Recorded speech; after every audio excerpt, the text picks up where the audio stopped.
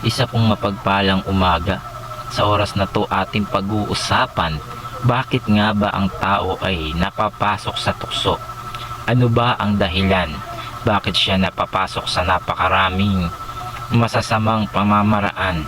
Alam mo ang sabi ng Biblia sa Matthew 26 verse 41, "Mangagpuyat kayo at magsipagpanalangin upang huwag nawa kayo mapasok sa tukso, sapagkat ang espiritu sa katotohanan ay laging nakahanda, dadapat ang laman ay mahina."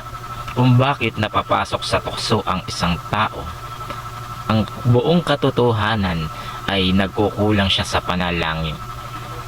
Napakahalaga po ng panalangin upang tayo ay maproteksyonan, upang tayo ay maging handa sa lahat ng tuksong darating sa atin, sapagkat ang ating kaaway na hindi nakikita ay may kapangyarihang pumasok sa ating puso, pumasok sa ating isipan para tayo ay mabalisa, magulumihanan, para tayo ay umaksyon ng maling pamamaraan, maling paghakbang, maling lakad na malayo sa liwanag o sa landas ng katotohanan.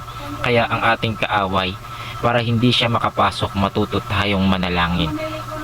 Kaya nga yan ay inuutos ng Diyos mula pa noon sa Matthew 6:13. Napakalaga niyan na wag mo kami nawa ipahintulot sa tukso, iligtas mo kami sa lahat ng masama.